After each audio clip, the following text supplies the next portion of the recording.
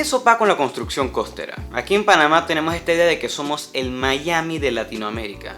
Pero el hecho de que lo parezcamos no significa que lo seamos. Por más de que solo tengamos equipos deportivos que saben decepcionar y un sinfín de edificios frente al mar, parecer no es lo mismo que ser. Pero manteniéndonos en tema de estructura, hace un par de meses ocurrió la tragedia del Surfside Tower en Miami, donde un edificio de 13 pisos colapsó. Este suceso me dejó a mí y a muchísimas personas más con una simple pregunta: ¿qué tan probable es que esto ocurra en Panamá? Y de eso vamos a hablar hoy. La construcción costera y los riesgos que presenta, pero no vemos. Panamá tiene poca costa y se respetó por un buen rato. La mayoría de la costa en el país, y específicamente en la ciudad, es manglar. Y sin entrar mucho en detalle, el suelo de manglar no es el mejor para construir. Y es esta la razón por la cual muchos desarrolladores no se atrevían a aprovechar estos suelos, o en palabras ambientalistas, a cagar estos suelos. Pero llegaron nuevas tecnologías y el respeto se perdió. Y las constructoras panameñas dieron a la conquista de la costa. La cantidad de rellenos que se comenzaron a dar a finales de los 90 y a principios de los 2000 permitieron que muchísima construcción costera se desarrollara. Y todo lo que se hacía era inspirado en las postales hermosas que dejaba Miami de una pared de rascacielos al frente de agua cristalina. Miami, urbanísticamente hablando, ha sido como este man rankeado de la escuela que si dice derecha, todos van para la derecha. Y si se tira de un puente, un par de idiotas lo van a seguir. Panamá, siguiendo los pasos del pelado rankeado Miami, terminó con una de las vistas más espectaculares de la región en la costa. Hasta el punto que muchísimos turistas ahora nos comparan a Miami y a Dubái. Pero todo sueño tiene su realidad. Y esa realidad fue bien visible en Costa del Este. La cantidad de edificios que se construyeron en Costa del Este a finales de los 2000 fue impresionante. Y lo que nadie esperaba era qué impacto podría tener esto en los suelos. Y esta realidad se notó cuando hubo un levantamiento en la plaza donde está la farmacia Arrocha. Y los locales que estaban en esa plaza quedaron envueltos leña por un rato. Pero gracias a este suceso la aceleración masiva de edificios disminuyó. Y esto ocurrió en todo el país. Aunque bueno, la aceleración de edificios costeros en la ciudad era de esperarse, ya que casi ni quedaban terrenos para poder hacer edificios. Hay menos terrenos disponibles frente al mar que películas de Rápido y Furiosos, lo cual no es mucho, pero es algo. Pero que ya no se esté construyendo en la misma costa no significa que no se le esté quitando terreno al mar. Porque siguiendo la línea de hashtag quiero ser como Miami, comenzamos a crear islas artificiales. Pero hablaremos de esas islas luego, porque hay que hablar de un punto en el que sí no somos como Miami. La diferencia entre Miami y Panamá es que ellos sí tienen un ente en el municipio que cada 5 años se encarga de otorgar certificados a los edificios. Aquí no hay un ente que se encargue de revisar y decir que todo está bien, o por lo menos constantemente.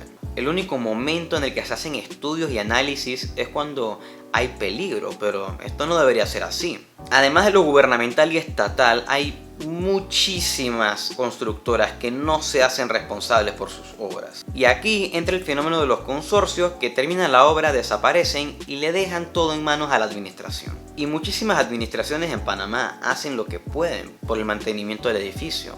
Pero, ¿qué es mejor que tener al encargado de la obra supervisando que todo esté bien? Por más de que sí hay administraciones que tienen contacto con los ingenieros detrás de la obra, no es el caso con todos los edificios en Panamá, y eso es preocupante. Aquí literalmente hay casos de personas que entregan sus obras y dicen así de chao que te vi. Y si hay un tema sobre todo esto que vale la pena mencionar, es la justicia tardía. Por si no lo saben, hace unos meses las islas Ocean Reef fueron declaradas inconstitucionales. Para hacerles el cuento corto, hay una ley con un artículo que permitió que estas islas se construyeran. Sin embargo, se presentó una demanda ya que el artículo al que se aferraban contradecía el artículo 255 de la Constitución, el cual establece que pertenecen al Estado y son de uso público y, por consiguiente, no pueden ser objeto de apropiación privada el mar territorial y todas esas vainas que ven ahí. El problema aquí es que esa demanda fue puesta en 2011. Aquí no te prohíben construir en ningún lado. Te dejan construir. Después, 10 años después, te dicen, ay, no debiste haberlo hecho. Y ya.